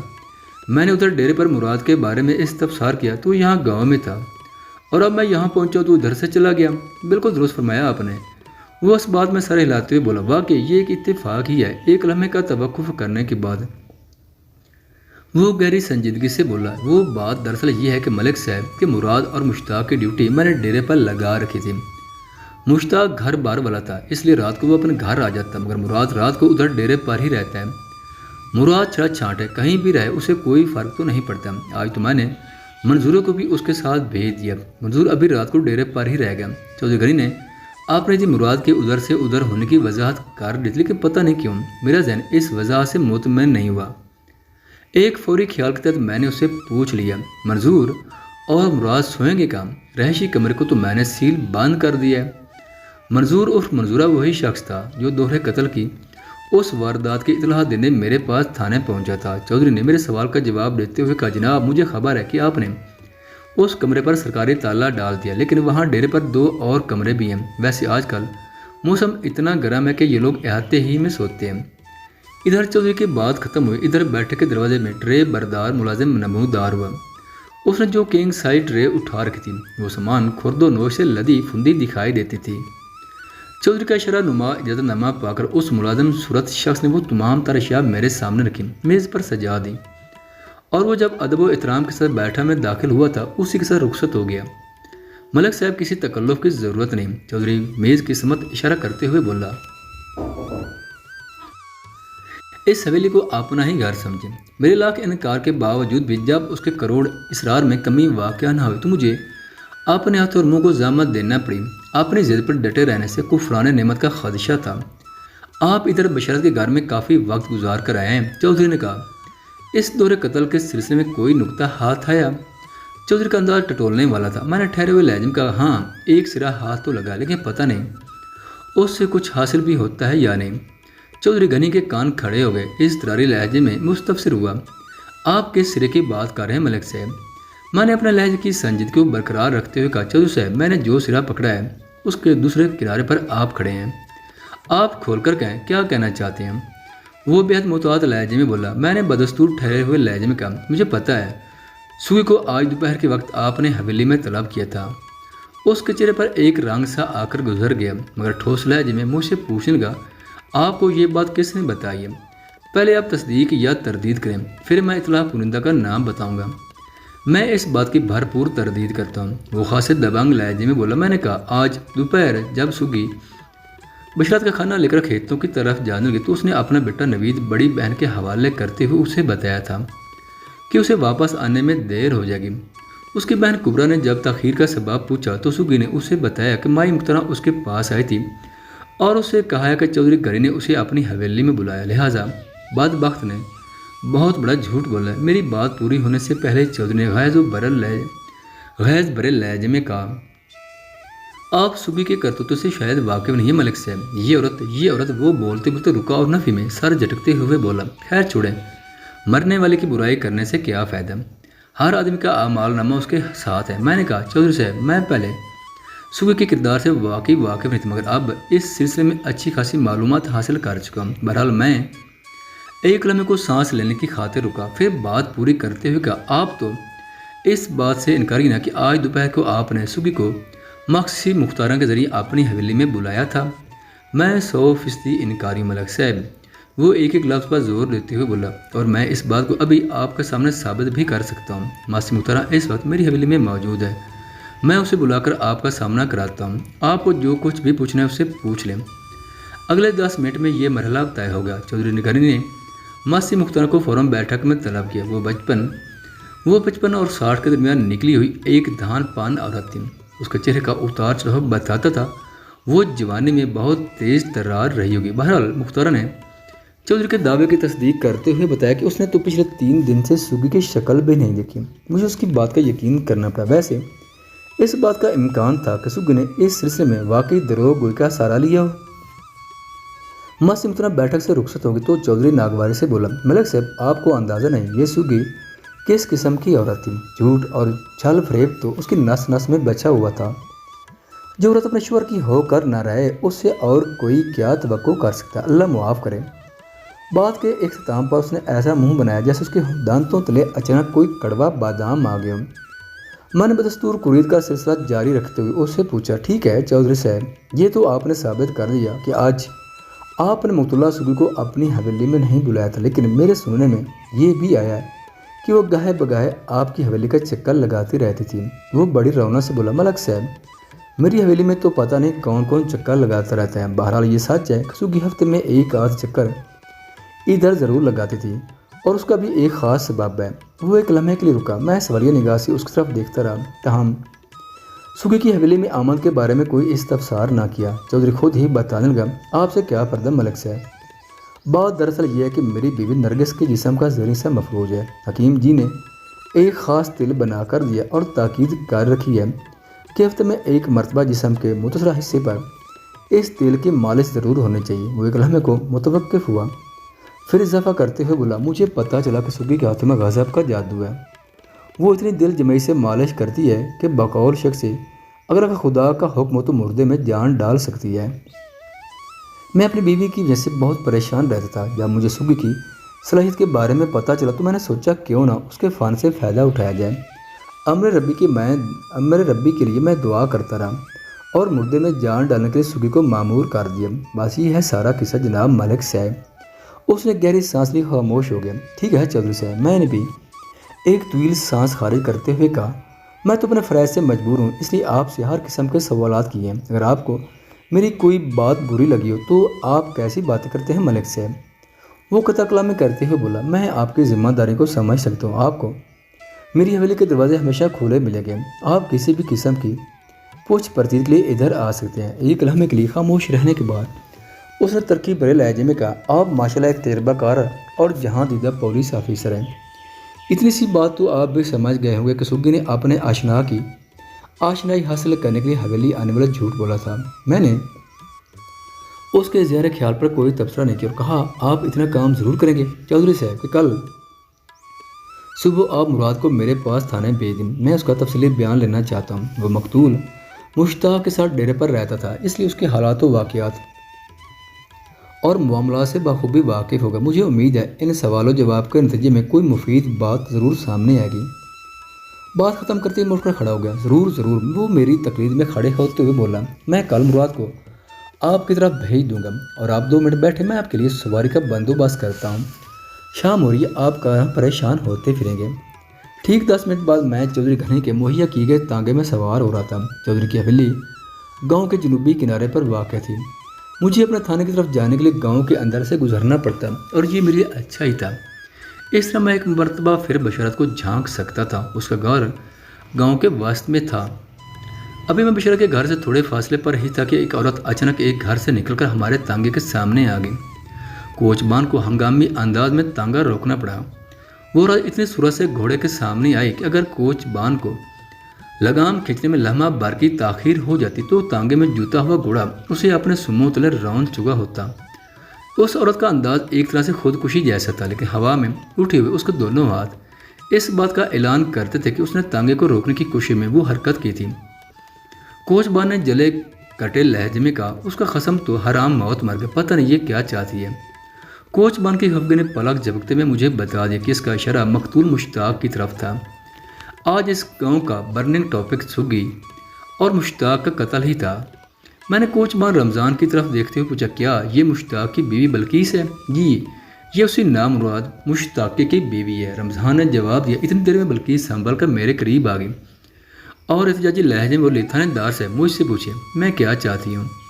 اس کے احتجاج میں گہرے غم کا عنصر شامل تھا۔ رمضانی نے بالکل ٹھیک کہا ہے، مجھے موت چاہیے۔ جب مشتاق نہیں رہا تو میں جی کر کیا کروں گی؟ ڈین کھا گئی میرے خامد کو۔ بات ختم کرتے کرتے اس کا گلا رند گیا۔ ڈین کا لفظ بلقیس نے یقیناً سگھی کے لیے استعمال کیا تھا۔ بلقیس کو دیکھ کر مجھے عجیب سا لگا۔ میں نے مشتاق کی لاش کا بغور معائنہ کیا تھا۔ وہ ایک وجہی اور دراز قامت مرد تھا، جبکہ بلقیس مجھے اس کا نیگیٹو لگی۔ وہ 30-32 سال کی ایک پستہ قد اور سیاہ روح عورت تھی۔ اس کے جسمانی خطوط اور چہرے کے نقوش میں بھی کوئی توازن نہیں تھا۔ وہ 101% بے جوڑ میاں بیوی تھے۔ اس وقت تک سورج غروب ہو چکا تھا، لیکن ابھی اندھیرا پھیلنا شروع نہیں ہوا تھا۔ بلقیس کے انداز نے مجھے بتا دیا کہ اگر میں اس سے چند باتیں کر لوں تو اس کے دل کی بھڑاس نکل جائے گی اور ممکن ہے اس دورے قتل کے سلسلے میں مجھے بھی کوئی مفید بات معلوم ہو جائے۔ میں تانگے سے نیچے اتر آیا اور بلقیس سے پوچھا، بی بی کیا تمہارا گھر ادھر آس پاس ہی کہیں ہے؟ میں اس گھر میں رہتی ہوں۔ اس نے ایک دروازے کی طرف شمت اشارہ کیا۔ میں نے کہا، میں تم سے اس ڈین کے بارے میں کچھ پوچھنا چاہتا ہوں جو تمہارے خامد کو نگل گئی ہے۔ کیا تمہارے گھر میں بیٹھنے کی جگہ ہے یا یہیں پوچھ گچھ کر لوں؟ میرے منہ سے سگھی کے لیے ڈین کا لفظ سن کر اس کے چہرے پر اطمینان جھلکنے لگا۔ یہ میرے الفاظ کا ایک نفسیاتی اثر تھا۔ وہ جلدی سے بولی، آئیں جی تھانے دار صاحب اندر آ جائیں۔ 1 منٹ بعد میں مقتول مشتاق کی بیٹھک میں بیٹھا بلقیس سے باتیں کر رہا تھا۔ کوچبان رمضان نے عرف رمضان کو میں نے تھوڑی دیر باہر ہی ٹھہرنے کا کہا تھا۔ بلقیس اس بات پر بہت برہم تھی کہ اسے مشتاق کی لاش تک جانے سے روک دیا گیا۔ میں نے مناسب الفاظ میں اسے سمجھانے کی کوشش کی تو تھوڑی دیر میں وہ شانت ہو گئی۔ تم نے سگھی کو ڈین کہا، واقعی وہ کسی ڈین سے کم نہیں تھی۔ میں نے اس کے جلتے ہوئے ارمانوں پر ہمدردی کا مرہم پھیلاتے ہوئے کہا، تم مجھے بتاؤ ان دونوں کے درمیان کب سے یہ چکر چل رہا تھا؟ اس کی آنکھوں کے پیمانے چھلک پڑے۔ میں بہت دکھی عورت ہوں تھانے دار جی، مجھے اندازہ ہے، میں نے پرسہ دینے والے انداز میں کہا۔ وہ سسک پڑی۔ میں جانتی ہوں، میں کالی کلوٹی ایک عام سی عورت ہوں۔ وہ اس وقت شدت جذبات سے بری طرح مغلوب تھی۔ مشتاق کو مجھ سے زیادہ اچھی اور گوری چپٹی خوبصورت عورتیں مل سکتی، میں تو اس کا پاسنگ بھی نہیں ہوں۔ وہ رندی ہوئی آواز میں گھائل ارمانوں کو آشکار کرتے چلی گئی۔ میں نے کئی مرتبہ مشتاق سے کہا بھی تھا کہ وہ کسی خوبصورت عورت سے دوسری شادی کر لے۔ میں نوکرانی بن کر اس گھر میں پڑی رہوں گی اور ان دونوں کی خاطر خدمت کرتی رہوں گی، لیکن وہ کبھی دوسری شادی پر تیار نہیں ہوا۔ مجھے کیا پتا تھا اس کی آواز بھیگی، مجھے کیا پتا تھا وہ گھر سے باہر کیا گول کھلاتا پھر رہا ہے۔ میں نے ایک مرتبہ پھر اپنا سوال دہرایا اور اس سے پوچھا، بلقیس اگر تم چاہتی ہو کہ میں تمہارے شوہر کے قاتل کو جلد از جلد گرفتار کر لوں تو تمہیں میرے ساتھ تعاون کرنا ہوگا۔ ذرا سوچ کر بتاؤ، مشتاق اور سگھی کے درمیان یہ کھچڑی کب سے پک رہی تھی؟ میں تو جس سگھی ہی کو اپنے خامن کا قاتل سمجھتی ہوں۔ وہ آنسو پوچھتے ہوئے خالصتاً عورتوں والے انداز میں بولی، باقی جہاں تک ان دونوں کے تعلقات کی بات ہے تو یہ معاملہ کچھ عرصہ پہلے ہی میرے علم میں آیا تھا۔ کتنا عرصہ پہلے؟ میں نے قرید جاری رکھی۔ کوئی 1 مہینہ پہلے۔ اس نے بتایا۔ تمہیں یہ بات کس کے ذریعے پتہ چلی تھی؟ میں نے پوچھا۔ اس نے جواب دیا، مجھے مراد نے ان کے تعلقات کے بارے میں بتایا تھا۔ مراد کے نام نے مجھے چونکنے پر مجبور کر دیا۔ اچھا، اس نے تم سے کیا کہا تھا؟ مراد نے کہا تھا میں اپنے خامد پر نظر رکھا کروں۔ بلقیس نے جواب دیا۔ اس کے مطابق مشتاق اور سگھی میں کوئی چکر چل رہا تھا۔ مراد نے مجھے یہاں تک بھی بتایا کہ سگھی مشتاق سے ملنے ڈیرے پر بھی جاتی رہتی ہے۔ بلکیس بڑے اہم انکشافات کر رہی تھی۔ میں نے اس کی باتوں میں گہری دلچسپی لیتے ہوئے استفسار کیا، پھر تم نے مشتاق پر نگاہ رکھی کہ نہیں؟ نہیں جی، وہ سادگی سے بولی۔ کیوں؟ میں نے پوچھا۔ سچی بات تو یہ ہے کہ مجھے مراد کی بات کا یقین ہی نہیں آتا، وہ شکستہ لہجے میں بولے۔ دراصل سگی کے لچھن ایسے تھے کہ اس کے ساتھ منسوب کر کے کسی کو بھی بدنام کیا جا سکتا ہے، لیکن اس کا لہجہ یکدم بے حد کڑوا ہو گیا۔ آج والے شرمناک واقعہ نے مراد کی بات کو سچ کر دکھایا ہے۔ میں نے ایک اور زاویے سے سوال کیا۔ بلکیس، مشتاق تمہارا خامند تھا، تمہارا مجازی خدا اور سر کا سائن۔ مراد نے تمہیں ان دونوں کے تعلقات کے بارے میں بتایا تو کم از کم اس سے تصدیق تو کر سکتی تھی۔ میں نے مشتاق سے اس لیے بات نہیں کی کہ مراد نے مجھے قسم دے رکھی تھی۔ کیسی قسم بلکیس؟ میں نے چونک کر اس کی طرف دیکھا۔ وہ بولی، مراد نے کہا تھا اس سلسلے میں میرا نام کہیں نہیں آنا چاہیے۔ مشتاق سے میری دوستی ہے، خواب کا ہمارے درمیان کھٹائی پڑ جائے گی، اس بات میں تو مجھے کسی قسم کی کوئی قسم نظر نہیں آ رہی۔ وہ وضاحت کرتے ہوئے بولی، وہ جی بات دراصل یہ کہ اگر میں سوگی والے معاملے میں مشتاق سے پوچھ پرچھ کرتی تو وہ فوراً پوچھتا مجھے کس نے بتایا، بتائیں میں سے کیا جھوٹ بولتی، مجھے مجبور مراد کا نام لینا پڑتا اور پھر گڑبڑ ہو جاتی۔ بلکہ اس کی بے وقوفی نما سادگی پر میں گہری سانس لے کر رہ گیا۔ اس کے ساتھ ہی مجھے اس کی فرمان برداری اور مشتاق کی خیانت پر دلی افسوس بھی ہوا۔ دراصل بلکیس اور مشتاق کی جوڑی میں اتنی دوری حائل تھی کہ بلکیس اس تفاوت کی بنا پر شوہر پرستی میں حد سے آگے گزر گئی تھی۔ ہر شے میں اعتدال بہت ضروری ہے، حد سے متجاوز شوہر پرستی ہو یا بیوی پر اندھا اعتماد، یہ ہمیشہ نقصان دہ ثابت ہوتا ہے۔ انسانوں کو انسانوں سے نمٹنے اور نباہ کرنے کے لیے آنکھوں کو کھلی رکھتے ہوئے عقل کو بھی استعمال میں لانا چاہیے۔ اللہ نے انسان کو جو بھی صلاحیتیں دے رکھی انہیں در کھرے اعتناع نہ جاننا صحت مندانہ اقدام نہیں، انسان کے تقاضے نبھانا ضروری ہے۔ صرف خدا ہی کی ایک ایسی ذات ہے جس پر اندھا اعتماد کیا جا سکتا ہے۔ تم لوگوں کے کوئی بچے نہیں ہیں؟ میں نے اس گھر پر تارے سناٹے اور خاموشی کو دیکھتے ہوئے پوچھا۔ بلکہ اس نے بتایا، نہیں جی، ہم ابھی تک بے اولاد ہیں۔ بے اولاد ہو؟ میں یہ کہتے کہتے رک گیا کہ بے اولاد نہیں، بدقسمت ہو۔ شادی کو کتنا عرصہ ہوا؟ میں نے استفسار کیا۔ 5واں سال لگا ہے، اس نے بتایا۔ تمہیں کسی پر شک ہو تو بتاؤ۔ میں نے اس کی آنکھوں میں دیکھتے ہوئے پوچھا، تمہارے خیال میں سگی اور مشتاق کو کون قتل کر سکتا ہے؟ وہ دونوں کانوں کو ہاتھ لگاتے ہوئے بولی، تھانے دار جی، مجھے مرکز اپنی قبر میں اترنا ہے، مجھے مار کر اپنی قبر میں اترنا ہے۔ میں خواہ مخواہ کسی کا نام لے کر اپنی مٹی گندی نہیں کرنا چاہتی۔ وہ لمحے بھر کو سانس لینے کے لیے رکی، پھر اضافہ کرتے ہوئے بولی، میں تو اپنی تباہی اور بربادی کی ذمہ دار صرف اور صرف سگی ہی کو سمجھتی ہوں۔ اس نے کچھ غلط بھی نہیں کہا تھا۔ ان دونوں کا قتل جو کوئی بھی رہا، بہرحال مشتاق کو سگی کی وجہ سے موت آئی تھی۔ میں نے اٹھتے ہوئے کہا تھا، تم فکر نہ کرو بلکیس، میں تمہارے شوہر کے قاتل کو جلد از جلد گرفتار کرنے کی کوشش کروں گا۔ اس دوران اگر تمہیں قاتل کے بارے میں کوئی خاص اور اہم بات معلوم ہو تو مجھے ضرور بتانا۔ میری دلی ہمدردیاں تمہارے ساتھ ہیں، یقین جانو مجھے تمہارے شوہر کی المناک موت کا بڑا دکھ ہوا ہے۔ مشتاق اپنے کردار اور افعال میں جیسا بھی تھا، لیکن بلکیس جیسی عورت کے لیے وہ کسی عظیم خزانے سے کم حیثیت نہیں رکھتا تھا۔ مشتاق کی موت نے بلکیس کا سب کچھ چھین کر اسے تہی دست و دامہ کر دیا۔ مشتاق کی لاش کب تک مجھے مل جائے گی؟ اس نے بھرائی ہوئی آواز میں پوچھا۔ میں نے اسے بتایا، ہسپتال سے جیسے مقتولین کی لاشیں تھانے پہنچے گی میں تمہیں خبر کر دوں گا، تم میرے پاس آ جانا۔ ضروری کاغذی کارروائی کے بعد میں مشتاق کی لاش تمہارے حوالے کر دوں گا۔ وہ منہ سے کچھ نہ بولی، میں اس بات میں سر ہلا کر رہ گئی۔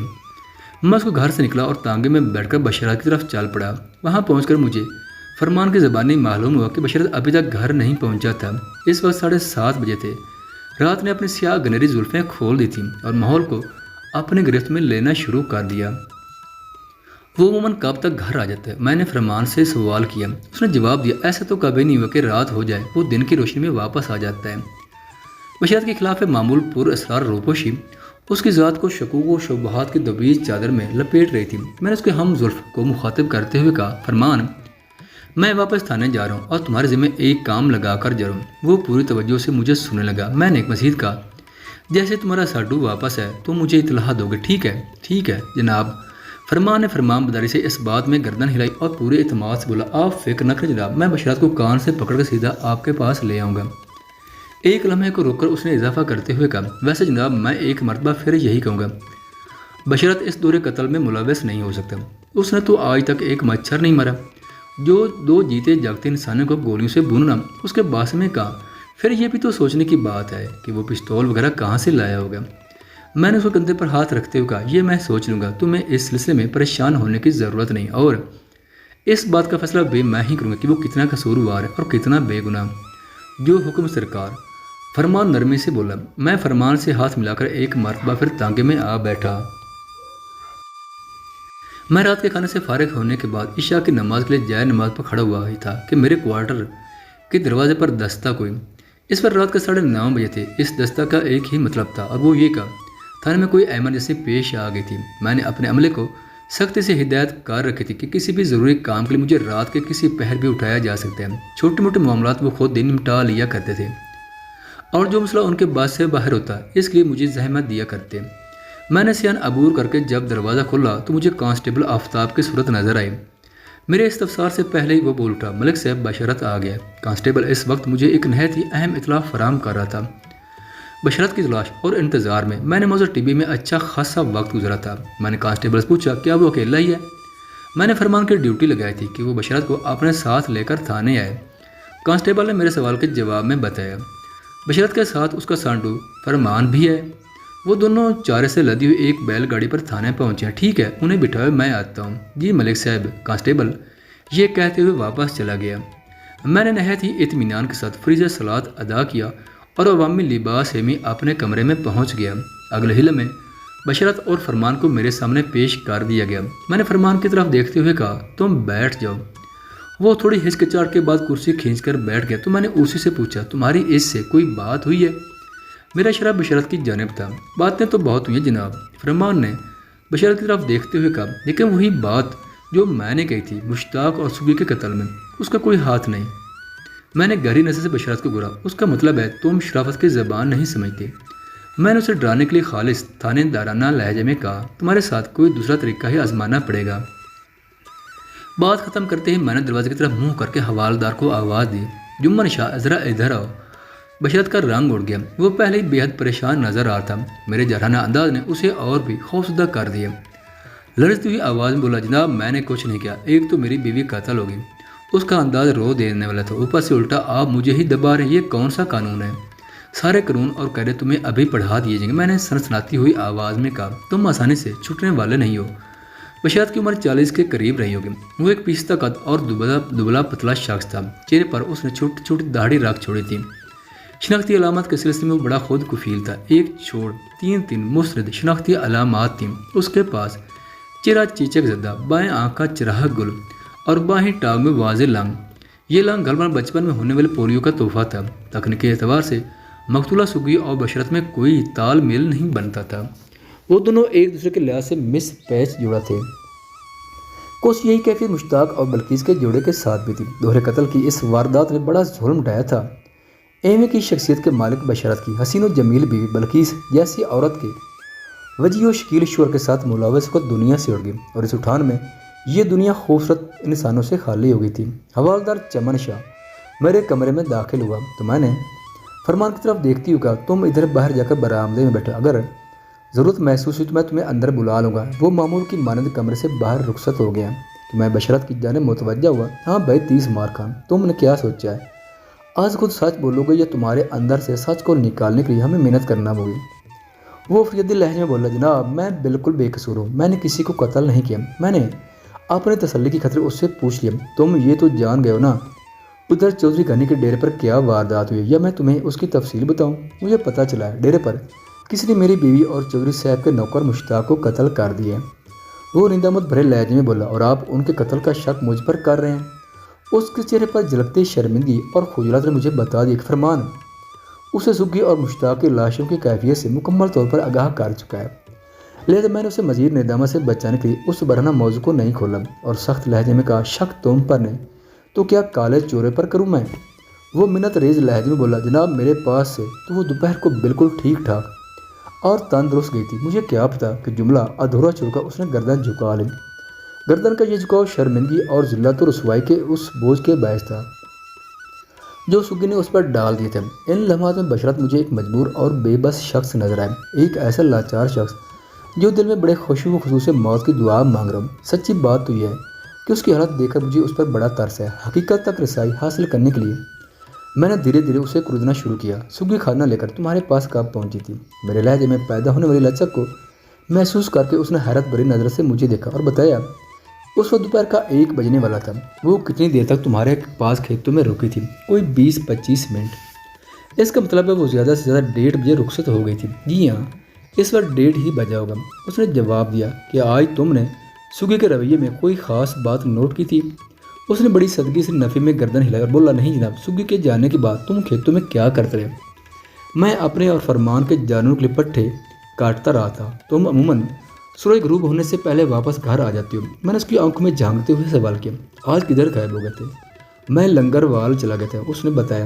ادھر لنگر وال میں بسنے والے شفیع محمد سے میں نے کچھ رقم لینا تھی۔ میں اس سلسلے میں لنگر وال گیا تھا اور یہ بات میں نے دن میں سگی کو بھی بتا رہی تھی کہ آج رات کو میں دیر سے گھر آؤں گا، لیکن سگی وہ ایک مرتبہ پھر جملہ نامکمل چھوڑ کر خاموش ہو گیا۔ اس کی آواز کے اتار چڑھاؤ سے دروغ گوئی کی بو نہیں آتی تھی۔ میں نے حوالدار چمن شاہ کو کمرے سے رخصت کر دیا تاکہ بشارت زیادہ آزادی سے گفتگو کر سکے۔ چمن شاہ کی موجودگی میں وہ خاصا سہما کھڑا تھا۔ کرسی پر بیٹھ جاؤ۔ حوالدار کے جاتے ہی میں نے بشارت کو حکم دیا۔ وہ میرے حکم کی تعمیل کرنے کے بعد حیرت بھرے لہجے میں بولا، آپ تو بہت اچھے خاندار ہیں جناب، اب تم بھی ایک بندے کا پتر تھے، میرے سوالوں کو ٹھیک ٹھیک جواب دینا۔ میں نے تنبیہی انداز میں کہا، اگر میں نے محسوس کیا تم کوئی گڑبڑ کر رہے ہو تو میں چمن شاہ کو واپس بلا لوں گا، پھر وہ تمہیں نچوڑ کر رکھ دے گا۔ چمن شاہ ایک رخت صورت، تنومند اور چاقو چوبند حوالدار تھا۔ اس کے جھلک نے بشارت کو اچھا خاصا متاثر کیا تھا۔ جلدی سے نفی میں گردن جھٹکتے ہوئے بولا، نہیں جناب، کسی کو بلانے کی ضرورت نہیں، آپ جو بھی پوچھیں گے میں ٹھیک ٹھیک بتاؤں گا، سونے رابطی سے ہوں، قسم کھانے کی ضرورت نہیں۔ میں نے سپاٹ لہجے میں کہا، یہ بتاؤ تم جس کام سے موزہ لنگر وال گئے تھے وہ ہوا کہ نہیں؟ نہیں جی، شفیع محمد نے ٹال دیا۔ وہ برا سا منہ بناتے ہوئے بولا، خواہ مخواہ اتنا انتظار بھی کروایا اور پھر سوکھا ہی ٹرکا دیا۔ میں نے پوچھا، تم لنگر وال جانے کے لیے اپنے کھیتوں سے کتنے بجے روانہ ہوئے تھے؟ لگ بھگ 4 بجے، اس نے جواب دیا۔ بشرط میں نے سر سرتے ہوئے لہجے میں کہا، یہ نہ سمجھنا کہ میں تمہاری باتوں پر آنکھیں بند کر کے یقین نکالوں گا۔ میں تمہارے بیان کی تصدیق کے لیے اپنے کسی بندے کو شفیع محمد کے پاس لنگر وال بھی بھیجوں گا، آپ جیسے چاہے تصدیق کریں۔ وہ مضبوط لہجے میں بولا، میں نے آپ سے کوئی غلط بیانی نہیں کی۔ میں نے اچانک دھیمی آواز میں دریافت کیا، کیا تمہیں سگی اور مشتاق کے تعلقات کا علم تھا؟ اس نے چونکے ہوئے انداز میں پلٹ کر کمرے کے دروازے کی جانب دیکھا اور تامل کرتے ہوئے بولا، نہیں جناب، مجھے اس بارے میں کچھ پتہ نہیں تھا، تم فکر نہ کرو۔ میں نے اس کی کیفیت کے پیش نظر دوستانہ انداز میں کہا، یہ باتیں صرف ہم دونوں تک محدود رہیں گی، اس لیے کچھ بھی چھپانے کی کوشش نہ کرو۔ وہ جوش بوس ہوتے ہوئے بولا، تھانے دار جی، میں نے آپ سے سچ بولنے کا وعدہ کیا، آپ یقین کریں، مجھے اس بارے میں واقعی کوئی خبر نہیں تھی۔ میں نے اس کے چہرے کے تاثرات کا جائزہ لیتے ہوئے ایک گہری سانس خارج کی اور پوچھا، بشرا سگی سے تمہاری شادی کو کتنا عرصہ ہوا ہے؟ وہ الجھن زدہ نظر سے دیکھتے ہوئے بولا، لگ بھگ 7 سال ہو گئے۔ پھر تو تم اپنی بیوی کو اچھی طرح سمجھتے ہوگے۔ یہ سوال میں نے بڑے مبہم اور معنی خیز انداز میں کیا تھا۔ وہ مزید الجھ گیا اور سوالیہ انداز میں میری جانب دیکھتے ہوئے بولا، جی دیکھو، میری بات کا برا نہیں منانا۔ میں نے گمبھیر انداز میں کہا، ہمیں تفتیش کے دوران ہر قسم کا سوال پوچھنا پڑتا ہے تاکہ کیس کو جلد از جلد اور صحیح خطوط پر حل کیا جا سکے۔ میں نے تھوڑا توقف کیا اور بات کو آگے بڑھاتے ہوئے کہا، میں نے تمہاری بیوی سگی کے بارے میں جو معلومات حاصل کی ہیں وہ اطمینان بخش نہیں ہیں۔ تم اس سلسلے میں کیا کہتے ہو؟ وہ پلک جھپکتے میں میرے سوال کے تہہ میں پہنچ گیا اور عجیب سے لہجے میں بولا، آپ نے کچھ زیادہ غلط نہیں سنا۔ اس کے لہجے میں دنیا جہاں کا کرب سمٹ آیا تھا۔ یوں محسوس ہوتا تھا یہ الفاظ اس کی زبان سے نہیں بلکہ زخمی دل سے خارج ہوئے ہوں۔ ان لمحات میں وہ مجھے بہت ہی بے چارہ نظر آیا۔ میرے ہمدردانہ اور دوستانہ رویے نے اس کا دل کھول کر رکھ دیا۔ میں اس کی کتاب دل کے اس باب تک پہنچ گیا جو سراسر سگی کی بے وفائی اور کج ادائی سے متعلق تھا۔ وہاں مجھے آبلے ہی آبلے دکھائی دیے۔ وہ تمام کا تمام باب ایک ایسے ناسور کی شکل اختیار کر چکا تھا جس میں سے لمحہ بلمحہ مجبوری اور بے بسی کا خون قطرہ قطرہ ٹپکتا رہتا ہے۔ میں نے ٹھہرے ہوئے لہجے میں کہا، تم تو اس کے شوہر تھے، تمہارا فرض بنتا تھا اسے سمجھاتے۔ یہ بات میں نے اس حوالے سے یقین ہونے کے بعد کی تھی کہ وہ اپنی بیوی کی پر اسرار سرگرمیوں سے بخوبی آگاہ تھا۔ اس طرح میں یہ جاننا چاہتا تھا کہ اس کے اختیارات کے راستے میں ایسی کون سی مجبوری تھی جو وہ ایک طویل عرصے سے خاموش بیٹھا سب کچھ سہ رہا تھا۔ یہ سچ ہے کہ ہر شخص کو رونے کے لیے ایک کندھا درکار ہوتا ہے۔ کسی کو اس کی ضرورت کے عین مطابق کب اور کہاں وہ کندھا میسر آ جائے یہ الگ بات ہے۔ ان لمحات میں بشارت کا گندھا بن گیا تھا۔ اس کی حالت کو دیکھتے ہوئے مجھے یقین کرنا پڑا کہ آج تک اس کے مسئلے کے بارے میں کسی نے اسے ایسی سنجیدگی اور اپنائیت سے بات نہیں کی تھی۔ میرا سہارا پا کر اس کے ضابطہ کا بندھن ٹوٹ گیا۔ اس نے چہرے کے دونوں ہاتھوں کے پیچھے چھپا لیا اور ٹوٹے ہوئے لہجے میں بولا، میں اسے کیا اور کیسے سمجھاتا، اس پر تو کبھی میرا بس نہیں چل سکا۔ تم اس کے مجازی خدا تھے۔ میں نے محسوس کر لی کہ لوہا گرم ہے۔ اس وقت لگائی جانے والی چوٹیں بڑی کارآمد اور نتیجہ خیز ثابت ہوں گی۔ اس پر تمہیں پورا اختیار حاصل تھا، تم زبردستی سے کام لے سکتے تھے۔ دنیا یہی کہتی ہے، میں اس کا مجازی خدا ہوں۔ اس کا خامند تھا، وہ روانسا ہو گیا۔ تو کیا ایسا نہیں تھا؟ میں نے نرم انداز میں کرید جاری کی۔ وہ پھٹ پڑا۔ آج تک سوگی نے مجھے اپنے قریب نہیں آنے دیا۔ کیا مطلب ہے تمہارا؟ میں چونک اٹھا۔ آپ سیانے ہیں، مطلب سمجھ سکتے ہیں، وہ نئی آواز میں بولا۔ تمہارا دماغ تو خراب نہیں ہوگا بشارت، میں نے سٹپ ٹائے ہوئے لہجے میں کہا۔ تم 5 سالہ نوید کے باپ ہو، وہ بڑے جگر پاش لہجے میں گویا۔ مجھے یوں محسوس ہوا جیسے اس کی آواز موت کے کنویں میں سے آ رہی۔ تھانے صاحب، قسمت میں اولاد لکھی ہو تو وہ مل ہی جاتی ہے، کبھی باپ کی کوشش سے اور کوئی ماں کے تحفے۔ میں سناٹے میں آ گیا۔ حقیقت بڑی طلاق ہوتی ہے، اسے اگلنا اتنا مشکل نہیں ہوتا جتنا کہ نکلنا، شاید اس لیے اسے دودھ میں مکھی سے تمثیل کیا جاتا ہے۔ میں استجابیہ نظر سے اپنے سامنے بیٹھے بشارت کو دیکھ رہا تھا۔ اس نے بڑی خوش اسلوبی سے جگر خون بیان کیا تھا۔